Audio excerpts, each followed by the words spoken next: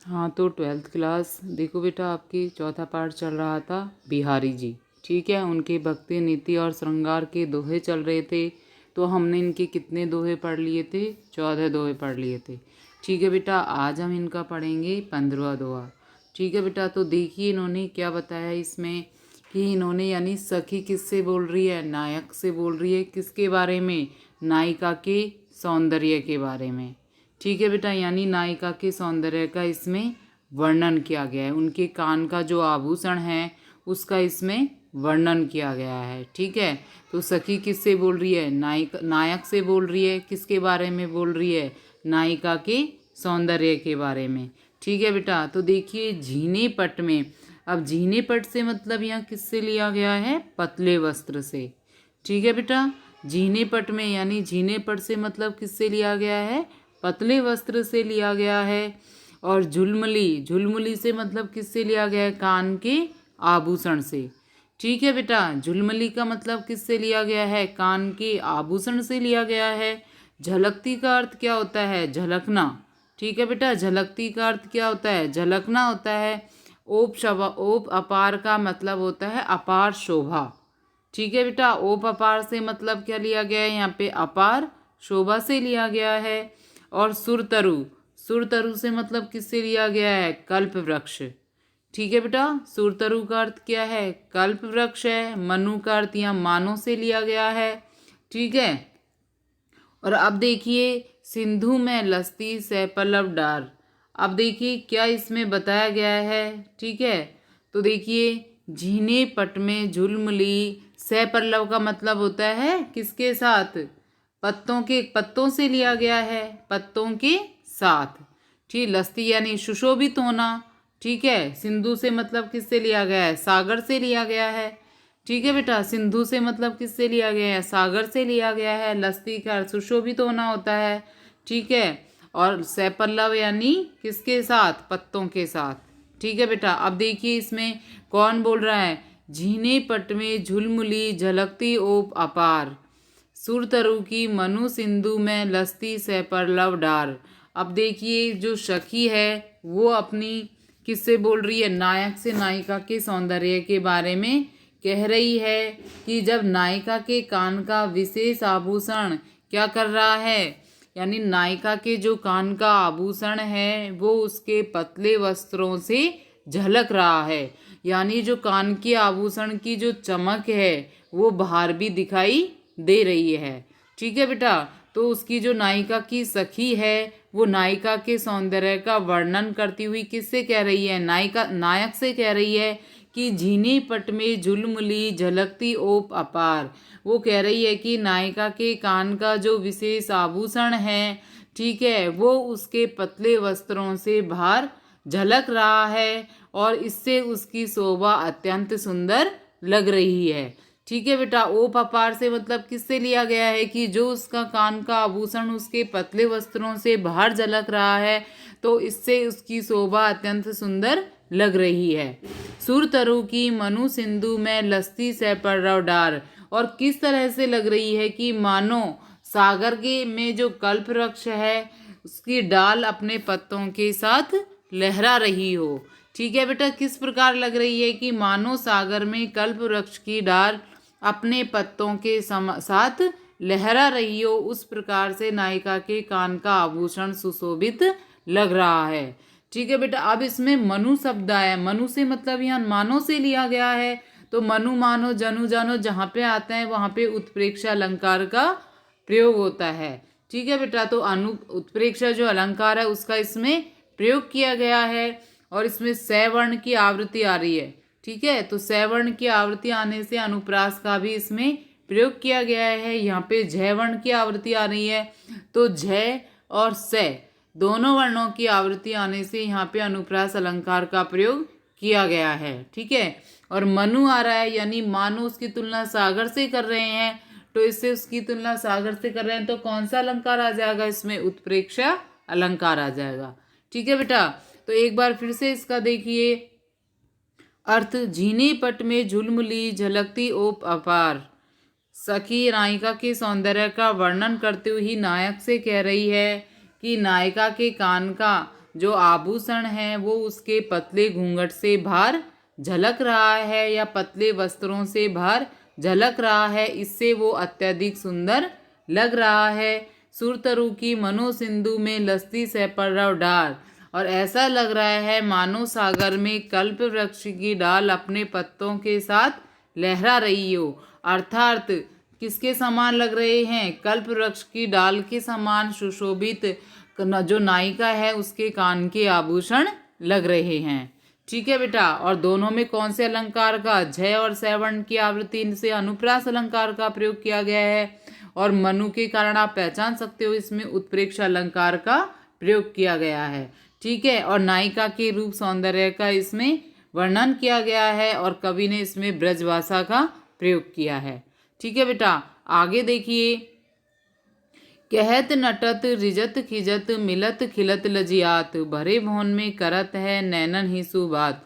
अब देखिए बेटा, इसमें नायक और नायिका के बारे में बताया गया है कि किस तरह से वो पूरी सभा में, जहाँ पर सारे लोग उपस्थित रहते हैं, वहाँ पर सभी के सामने वो अपनी आंखों के इशारों के माध्यम से बात करते हैं। ठीक है। तो इसमें एक सखी दूसरी सखी से क्या बोल रही है? भरे भवन में। भरे भवन में का मतलब होता है भवन लिया गया है, भवन का मतलब, और भरे भवन से मतलब है कि वहाँ पर सब लोग उपस्थित थे। ठीक है। लोगों से उपस्थित सभा थी वो। ठीक है। नैनन हिस्सू से बात का मतलब क्या है कि आंखों के इशारे से बात करना। ठीक है बेटा। तो अब देखिए इसमें क्या बताया है। लज्जित का मतलब लजियाना होता है, खिलत का मतलब प्रसन्नता से लिया गया है, मिलत का मतलब मिलना होता है। ठीक है। और खिजत का मतलब खींचना होता है। ठीक है। रिजत का मतलब प्रसन्न होकर के उस पर रीझ जाना होता है। ठीक है। तो अब वो किस तरीके से बातें करते हैं देखिए। एक सखी किससे बोल रही है? अपनी दूसरी सखी से कह रही है। किसके बारे में कह रही है? नायक और नायिका के बारे में कह रही है। ठीक है। तो देखिए क्या कह रही है। कहत नटत रिजत खिजत मिलत खिलत लजियात। तो एक सखी दूसरी सखी से कह रही है कि जो नायक है, नायक तथा नायिका भरे भवन में एक दूसरे से आंखों के माध्यम से बात कर रहे हैं। तो देखिए, नायक अपने नेत्रों के माध्यम से ही किसको संकेत करता है? नायिका से कुछ कहता है। ठीक है बेटा। कहत का मतलब आ रहा है यहाँ पे कि एक सखी दूसरी से कह रही है कि जो नायक है वो नायिका से अपने नेत्रों के माध्यम से कुछ कहता है, और नायिका क्या कर देती है?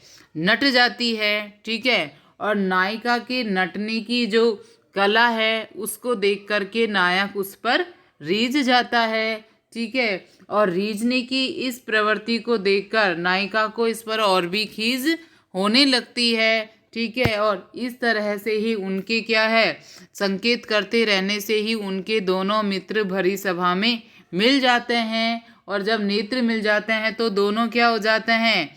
प्रसन्न हो जाते हैं। ठीक है। और प्रसन्न होकर के क्या होता है कि वहाँ पर जो दूसरे लोग हैं उनको देख करके उन्हें लज्जा का अनुभव होने लगता है। ठीक है। इस तरह से भरे भवन में ही वो एक दूसरे से नायक नायिका बात करते हैं। किसके माध्यम से? आंखों के इशारों के माध्यम से। ठीक है। तो देखिए बेटा, फिर से देखिए इसका। एक सखी दूसरी सखी से कह रही है कि नायक और नायिका भरे भवन में, ठीक है, नायक और नायिका भरे भवन में सभी व्यक्तियों के सामने अपनी आंखों के इशारों के माध्यम से बात कर रहे हैं। कहत यानी नायक वह है जो नायिका से कुछ कहता है। ठीक है। और फिर नायिका क्या कर देती है? नट जाती है। और नायिका के नटने की प्रवृत्ति को देख करके नायक उस पर रीझ जाता है। तो इससे नायिका क्या हो जाती है? नायिका को और भी अधिक खीज होने लगती है।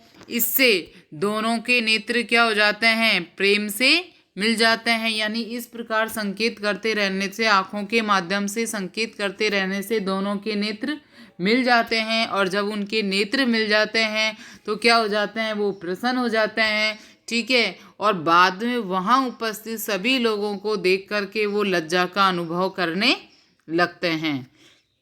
ठीक है बेटा। तो देखिए किसका इसमें प्रयोग किया गया है। अब देखिए किसका, कि किस तरह से वो भरे भवन में एक दूसरे से अपने नेत्रों के संकेतों के माध्यम से वो बात करते हैं। ठीक है। भय वर्ण की इसमें आवृत्ति हो रही है। तो इसमें कौन से अलंकार का इसमें प्रयोग किया गया है? अनुप्रास अलंकार का इसमें प्रयोग किया गया है। ठीक है। और नायक नायिका किस तरह से भरे भवन में एक दूसरे से इशारों के माध्यम से यानी नेत्रों के संकेत के माध्यम से बात करते हैं, उसका इसमें वर्णन किया गया है। ठीक है। और इसमें ब्रजभाषा का कवि ने इसमें प्रयोग किया है। ठीक है। तो इस तरह से आपको इसको करना है। अब आगे देखिए क्या इसमें कवि ने बताया है। कागद पर लिखत न बनत, कहत संदेशु लजात, कहिए सब तेरो हियो मेरे हिय की बात। अब देखिए बेटा इसमें क्या बताया, हिय से मतलब तो यहाँ हृदय से लिया गया है। ठीक है बेटा। कागद पर मतलब लिया गया है कागज से। ठीक है बेटा। कागज का मतलब किससे लिया गया है? कागज से लिया गया है। ठीक है। संदेशु लजात का मतलब होता है लज्जा। ठीक है। लजात का मतलब किससे लिया गया? लजात का मतलब लज्जा से लिया गया है। संदेशु का अर्थ संदेश से लिया गया है। ठीक है। और हियो, हियो और हिय दोनों का मतलब हृदय से लिया गया है। ठीक है बेटा। हियो और हिय दोनों का मतलब किससे लिया गया है? हृदय से लिया गया है। ठीक है।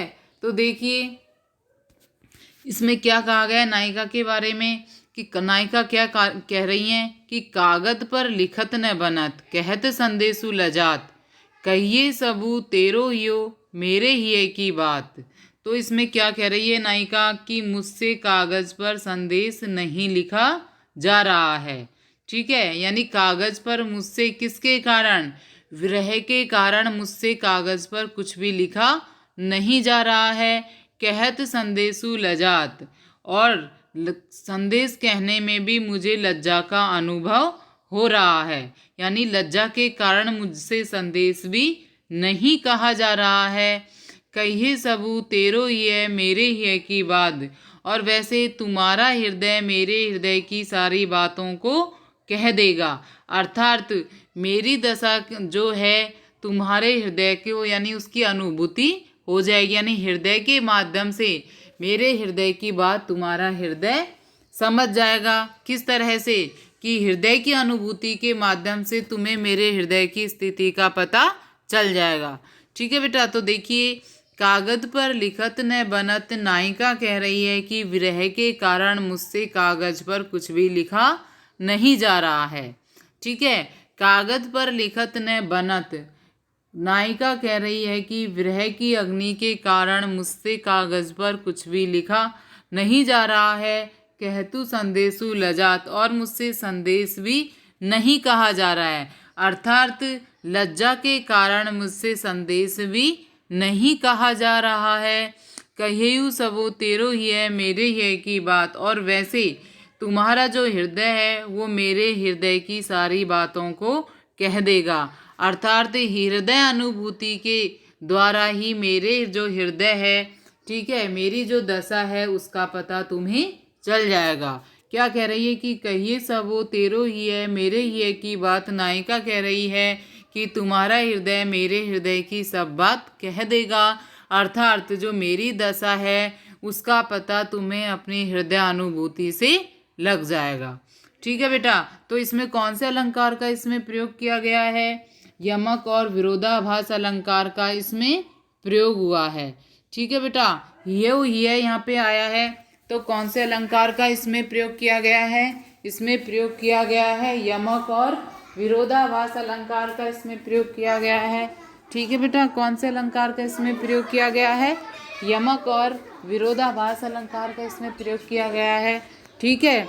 यमक और विरोधाभास अलंकार का इसमें प्रयोग किया है। और कवि ने इसमें कौन सी इसमें भाषा का प्रयोग किया है? कवि ने इसमें ब्रज भाषा का इसमें प्रयोग किया है। ठीक है बेटा। और जो नायिका है उसके भावों को कवि ने इसमें चित्रित किया है। ठीक है, कि नायिका के मन में क्या भाव थे, ठीक है, उसको कवि ने क्या किया है? चित्रित किया है कि किस तरह से वो अपने हृदय की जो अनुभूति है उसको व्यक्त नहीं कर पाती है। ठीक है, तो इसका इन्होंने वर्णन किया है।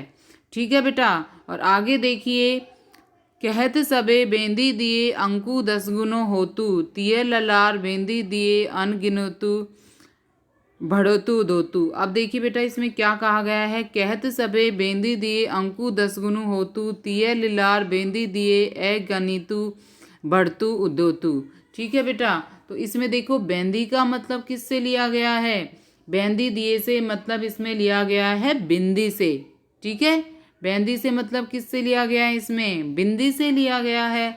ठीक है, और अंकु से मतलब किससे लिया गया है, अंक से लिया गया है। 10 गुना से मतलब 10 गुना है इसमें। और इसमें जो उद्धोतु है, उद्धोतु से मतलब इसमें प्रकाश से लिया गया है। और लीलार से मतलब इसमें मस्तक यानी ललाट से लिया गया है। अगणितु का मतलब अनगणित से लिया गया है। ठीक है बेटा, तो देखिए अब देखिए इसमें क्या बताया गया है कि जिस तरह से, ठीक है, एक किसी भी अंक के आगे यदि शून्य लगा दिया जाता है तो उसका मूल्य क्या हो जाता है, बढ़ जाता है। तो उसी प्रकार से जब नायिका के मस्तक पर बिंदी लगा दी जाती है तो उसका सौंदर्य भी क्या हो जाता है, उतना ही बढ़ जाता है। ठीक है बेटा, क्या बताया गया है इसमें कि जिस तरह से किसी भी अंक के आगे यदि शून्य लगा दी जाती है तो उसका महत्व क्या हो जाता है, उसका मूल्य बढ़ जाता है। तो उसी प्रकार क्या हो जाता है कि यदि जो नायिका है उसके ललाट पर यदि बिंदी लगा दी जाती है तो उसके सौंदर्य में अनुपम वृद्धि हो जाती है। तो नायिका के सौंदर्य के बारे में इसमें बताया गया है। ठीक है, तो देखिए, कहते सबे बेंदी दिए अंकु 10 गुनो होतु, तिय लीलार बेंदी दिए अगणितु बढ़तु उदोतु। तो देखिए क्या इसमें कहा गया है कि जो नायिका की सखी है वो दूसरी से नायिका से क्या बोल रही है। ठीक है, नायिका से क्या कह रही है वो दूसरी से, कि जो सब लोग क्या कहते हैं कि किसी भी अंक के सामने यदि शून्य रख दिया जाता है तो उसका महत्व बढ़ जाता है, अर्थात उसका महत्व 10 गुना अधिक हो जाता है। ठीक है, कहते सब बेंदी दिए, एक सखी दूसरी से कह रही है कि सब लोग कहते हैं कि यदि किसी भी अंक के सामने बिंदी यानी शून्य रख देने से उसका महत्व 10 गुना बढ़ जाता है। ठीक है, तिये ललार बेंदी दिए, उसी प्रकार नायिका के ललाट पर बिंदी लग जाने से, ठीक है, क्या बोल रही है कि उसी प्रकार नायिका के ललाट पर बिंदी लग जाने से उसका जो सौंदर्य है उसमें अनुपम वृद्धि हो जाती है। ठीक है, अगणित का मतलब किससे लिया गया है, अनुपम से लिया गया है कि जिस प्रकार से किसी भी अंक के सामने शून्य रखने से उसका महत्व 10 गुना बढ़ जाता है, तो उसी प्रकार नायिका के ललाट यानी मस्तक पर बिंदी लगाने से उसका जो सौंदर्य है उसमें अनुपम वृद्धि हो जाती है। ठीक है बेटा, तो एक बार फिर से देख लीजिए इसका। कहते सबे बेंदी दिए अंकु 10 गुनो होतु, इसमें कवि कह रहे हैं कि क्या कह रही है, एक सखी, कवि सखी के माध्यम से क्या कह रहे हैं कि एक सखी दूसरी से क्या कह रही हैं कि कहते सबे, कि सब कहते हैं, बेंदी दिए अंकु, कि किसी भी अंक के सामने शून्य रख देने से 10 गुना हो तो उसका महत्व 10 गुना बढ़ जाता है। तिय लीलार बेंदी दिए अगंतु बढ़तु दोतु, उसी प्रकार नायिका के जो ललाट है उस पर बिंदी लग जाने से उसके सौंदर्य में अनगिनत यानी अनुपम वृद्धि हो जाती है। ठीक है बेटा, तो क्या इसमें बताया गया है, यानी अनुप्रास और यमक अलंकार का इसमें प्रयोग किया गया है। अब देखिए यमक का कैसे प्रयोग किया गया है, बेंदी शब्द यहाँ भी आया है और बेंदी शब्द यहाँ भी आया है। ठीक है बेटा, दोनों जगह इसका अलग अलग अर्थ निकल रहा है। यहाँ पे इसका अर्थ शून्य से निकल रहा है और यहाँ पे अर्थ इसका किसके से निकल रहा है, बिंदी से निकल रहा है। ठीक है बेटा, तो यमक अलंकार का इसमें प्रयोग आ जाएगा और एक कौन से अलंकार का इसमें प्रयोग आ जाएगा, अनुप्रास अलंकार का इसमें प्रयोग आ जाएगा। ठीक है बेटा, तो दिए शब्द यानी दैवर्ण की आवृत्ति यहाँ भी हो रही है। ठीक है, और दैवर्ण की आवृत्ति यहाँ भी हो रही है। ठीक है, दैवर्ण की आवृत्ति यहाँ भी हो रही है, यानी 2 से अधिक बार हो रही है। तो कौन से अलंकार का, अनुप्रास और यमक अलंकार का इसमें प्रयोग आ जाएगा। ठीक है, और किस तरह से, यानी किसी भी अंक के सामने बिंदी लगने से उसका महत्व 10 गुना बढ़ जाता है, तो उसी प्रकार नायिका के ललाट पर बिंदी लग जाने से उसके सौंदर्य में किस तरह से अनुपम वृद्धि हो जाती है, तो इसके बारे में कवि ने इसमें बताया है।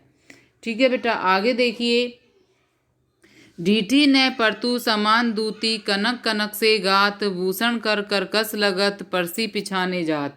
अब देखिए बेटा, डीठी का अर्थ यहाँ दृष्टि से लिया गया है। ठीक है बेटा, डीठी का अर्थ यहाँ किससे लिया गया है, दृष्टि से लिया गया है। और कर यानी कनक कनक, कनक कनक से मतलब किससे लिया गया है, सोना से लिया गया है। ठीक है बेटा। कनक, कनक से मतलब किससे लिया गया है? सोना से लिया गया है। ठीक है। और कर्कश का अर्थ किससे लिया गया है? कर्कश का अर्थ कठोरता से लिया गया है। ठीक है। भूषण का अर्थ किससे? आभूषणों से लिया गया है। परस का मतलब स्पर्श करने से लिया गया है। ठीक है। और पिछाने से मतलब जानने से लिया गया है।